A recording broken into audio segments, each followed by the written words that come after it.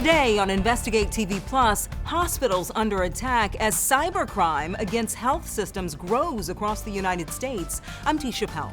And I'm Lee Zurich. Our investigation found this crime doesn't just expose your private information, it could endanger your life. Plus, her son was murdered over $30. Did you know that originally that facial recognition was involved? I didn't. But social media provided a critical clue in the case. The right person ended up in jail. We examine how one photo pulled from a database of billions helped digital detectives solve this crime. Then closing the book on the past. We've got services for literally every age and stage of life. And reinventing the present. We've got author talks, we've got exhibitions. People are running their businesses out of the library. And a young sushi chef is on a roll. This is the thing that I always wanted to do because people love my sushi and I wanted to get it out to the world. In-depth stories that inform and inspire. You're watching Investigate TV Plus. The healthcare industry faces a ransomware epidemic, and according to industry leaders, it's putting lives at risk. An analysis by a cybersecurity firm found in 2023, 46 hospital systems suffered ransomware attacks, up from just 25 the previous year. Dozens of hospitals were directly impacted and experienced disruption due to the lack of access to IT systems and patient data. Ransomware, according to IBM, is a type of malware that holds a victim's data or device hostage, threatening to keep it locked or worse, unless the victim pays the attacker. And it's not just computer systems that are threatened. Health news website Stat says hospitals are forced to treat fewer patients during ransomware attacks, and they provide less care for the patients they do treat. Reporter Kristen Crowley digs into the surge in ransomware attacks against health systems and what's being done to keep you safe. It happens to local governments. The cyber attack to Fulton County is indeed a ransomware incident. It happens to school districts. It is serious. It's very serious. It's called ransomware, a type of malicious software that allows cyber criminals to take control of systems that access private information and hold them hostage until a ransom is paid. An attack can leave innocent people susceptible to identity theft. But when ransomware targets hospitals, that can have life-threatening implications. Take my information, but I want my kid okay. Take all my stuff. Take my stupid credit cards and my stupid Social Security number. I don't care. It was October 2022. Kelly Parsi had to bring her then 3-year-old son Jay to the ER in Des Moines, Iowa. He was dehydrated after a recent tonsillectomy. She took him to the very hospital he had that procedure done. But something was off. They started asking us all these questions. They wanted to know when his surgery was, where it was at, who the doctor was. Did they say why they were asking you all these questions? So I asked them, I said, what in the world, what's going on? Because they were writing everything down on paper too. And the guy said, our computer system is down. But it was so much more than that. The hospital was in the midst of a ransomware attack. What happened next still brings Kelly to tears. She just had like this big syringe of Tylenol and gave him Tylenol. And then the pediatrician came in and was like, hey, I need to talk to you. And he was like, we overdosed your son. We have a Narcan on the standby. I can't even talk. Jay received too much Tylenol with codeine. Kelly says the confusion due to the ransomware attack and lack of access to Jay's records, like his weight, led to the mistake. I'm like sitting there like holding him, and I'm like, please be okay, like stay awake. And then at that point I was like, we gotta get out of here. Like they're gonna kill him. And Kelly's experience is exactly why experts say ransomware attacks on health systems are so serious. Are people's lives at risk? They're absolutely at risk. John Riggi is the National Advisor for Cybersecurity Risk with the American Hospital Association. He says during an attack, not only can an entire computer system be shut down, but hospitals can lose connectivity to important medical devices. For instance, a CT scanner may not be able to transmit the image of a stroke patient to a remote radiologist or to the operating room. What happens when medical professionals can't get access to those results? So it becomes pretty difficult. So if it's a serious case of a stroke, heart attack, or trauma, that usually causes the diversion of the ambulances in those type of cases to other facilities which are not impacted. And Riggi says the problem is growing rapidly. We're seeing about one high-impact attack every couple of weeks. A report from the University of Minnesota School of Public Health found from 2016 to 2021, ransomware attacks more than doubled. And since 2022, the U.S. Department of Health and Human Services Office for Civil Rights has hundreds of IT hacks on healthcare providers it's investigating. Experts say one reason for the spike could be because health systems are more likely to pay the ransom, since lives are at risk. It's the same as having a digital gun to your head in a sense.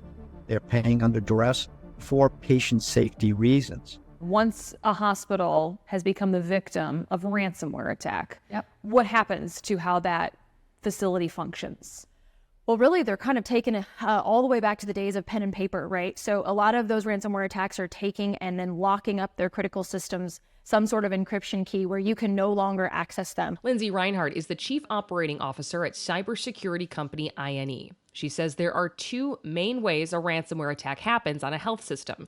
Either cybercriminals have found a back door into their systems, or they've tricked an employee into clicking on a malicious link through an email that exposes the virus into their network. How do these hospitals and health systems protect themselves? Training has been proven to be one of the most critical needs. And Riggi, who worked with the FBI for 30 years, says the federal government is also stepping up to combat these attacks. The FBI in particular and Department of Justice now prioritizes ransomware attacks against U.S. critical infrastructure, the same priority level as a terrorist attack.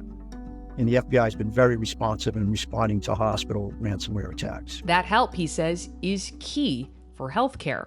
Mine is Level and Marshall. Luckily for Jay, He's doing so good. He's such a good kid. he has no memory of the overdose and is happy and healthy today. But Kelly says she's forever changed. She now keeps extensive records herself when Jay is sick, monitoring his medication and always questioning doctors, something she says other patients Can I have a kiss? might want to get in the habit of doing too. This is Des Moines, Iowa. There's nothing. I mean, we're such a small community and it's happening here. It can certainly happen anywhere. We reached out to the hospital in Des Moines that Jay was treated at. It declined to comment about the ransomware attack. In late February, U.S. Attorney General Merrick Garland announced the takedown of a notorious ransomware group called Lockbit, known to target health systems across the world. Still to come, shelving the idea You know, it used to be, it was all about books. of a typical library. They're really the beating heart of our cities. We take you beyond the bookshelves to show you the resources inside your local library. But first, technology that puts a name with a face. We go in depth to examine how investigators use old-fashioned detective work and artificial intelligence to solve a murder. You can watch Investigate TV Plus anytime online. Just subscribe to our YouTube channel at Investigate TV. You can catch stories and full episodes.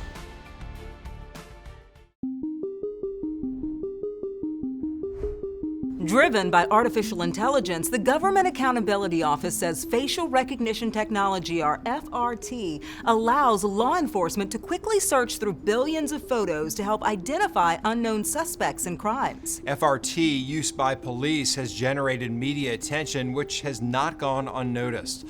A March 2022 survey by the Pew Research Center found 80% of Americans say they've heard or read about it, with a majority saying widespread use of FRT in policing is a good idea, but they also agree it could lead to less privacy.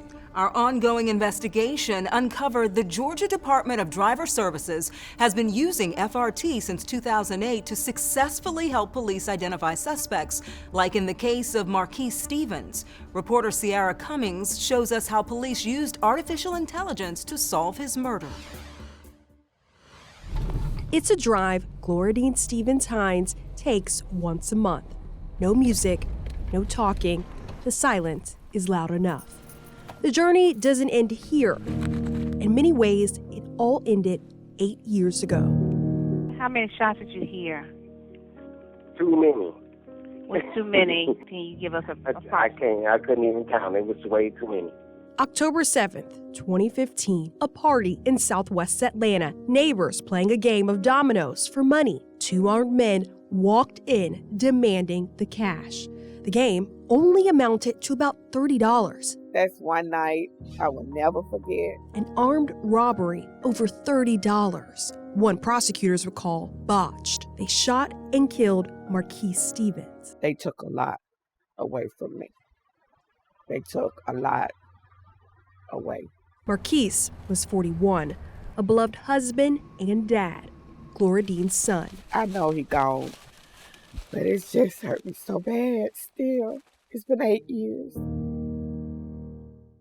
It's been 8 years. 2 men charged and convicted, one of them, Kevin Reeves. Facial recognition identified him. Did you know that originally that facial recognition was involved? I didn't. She didn't even know what the technology was back then. But detectives did. At the crime scene, a witness told Atlanta police they recognized the suspect from this Instagram picture. Investigators ran that photo through facial recognition. But it was not officers that used the software for this case. Now serving B303. Police asked the Georgia Department of Driver Services. They had staff do the facial recognition search of their driver database and give the results back to officers. In court, Gloradine did not understand these details, but she knew the right person ended up in jail. It all helped the Atlanta detective solve her son's murder. He did a wonderful investigation. Yeah. Anything ever happened, I want him. Because he was thorough. Although Detective Jerry Shepard had a positive match from facial rec, he still did not arrest. Instead, records show he searched for more evidence. Officers attended candlelight vigils, put up flyers, canvassed neighborhoods. Eventually, a tipster gave the suspect's home address. The suspect's mom even gave police his phone number. Detectives then checked Fulton County jail records to see if any inmates made any recent calls to that number, a number which belonged to suspect Kevin Reeves. This call is subject to recording and monitoring. An inmate did happen to call 2 days after the murder. What's going on with you, bro? I'm calling some happened, bro. I hit in the head, bro. What police considered Kevin's confession. You got killed. Officers got a warrant for Kevin's phone. Data showed cell towers placed him at the scene at the time of the shooting. A jury found Kevin guilty, due in part to facial recognition. A necessary verdict for the family of Marquise Stevens. He was my first one, and the way he was taken away from me, just a blink of an eye, you know. That could happen to any mother, you know, but I just did never think it would happen to me. He was inspired to get cooking at a young age. Started when I was 15 because I'm always in the kitchen with my mom. Still to come, how he took that time in the kitchen and turned it into a culinary career. But first, it's more than finding a good book. Tell us what you're struggling with and how we can help. And we'll check out the modern library and show you how it's transformed into a reflection of the community.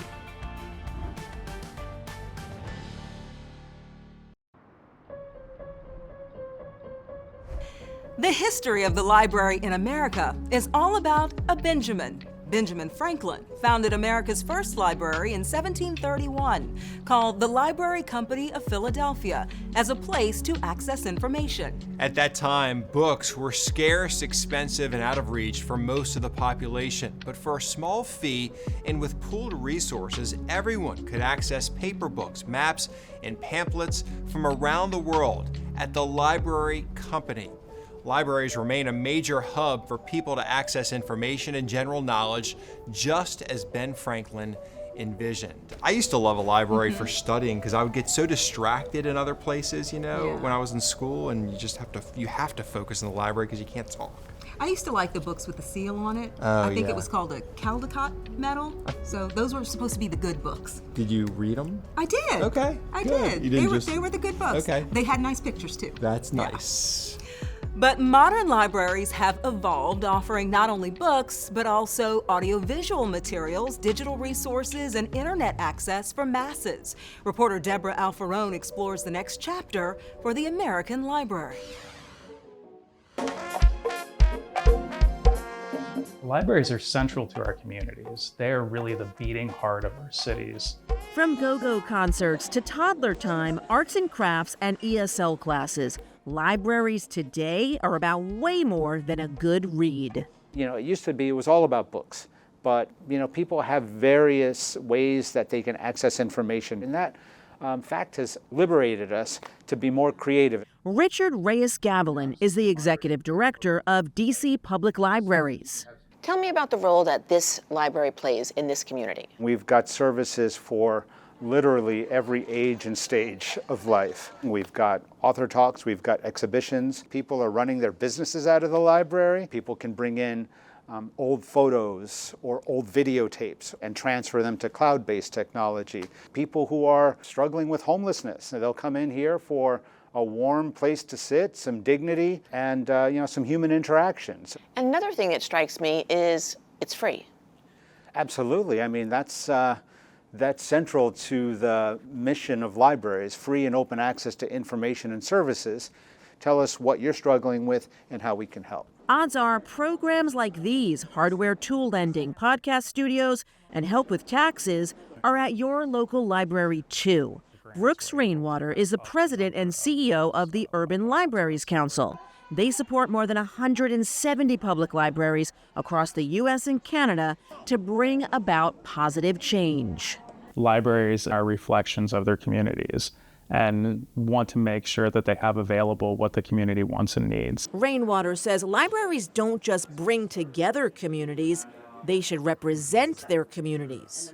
Libraries have been leaders on equity and inclusion, first and foremost through the curation of their collections, making sure that the books within libraries really reflect community members, whether that be from a race and equity standpoint or whether that is thinking about LGBTQIA+ issues. They also are advocates within the community to make sure that you're able to educate the broader community. So digital equity has long been a key concern of public libraries. Getting people connected at home, for us, is almost like getting people books in their homes. You know, our goal is to get people into our buildings, serve them from home, and just be a part of their lives every single day. I always tell people when you think about indoor public space in any given city, it's libraries. You know, there are not a lot of other indoor public space.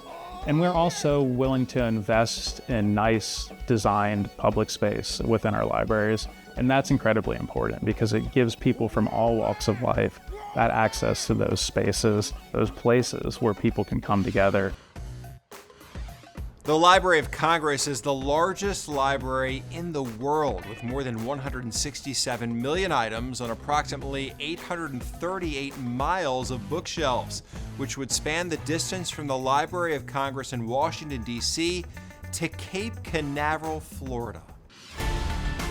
Up next, a young chef shows off his raw talent. Just pat it down a little bit so it's nice and even. What inspired him to get rolling on a new business venture? You can watch Investigate TV Plus anytime streaming online. Get the app for Roku, Amazon Fire TV, and Apple TV. They're free to download.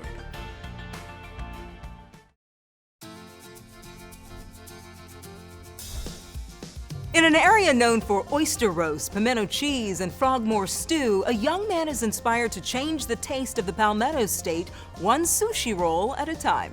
Chef Michael Rumheld gained experience working in fast food restaurants before he became one of the youngest graduates of his college's culinary arts program. Reporter Lauren Korn shows us how Chef Michael went from fast and casual to refined.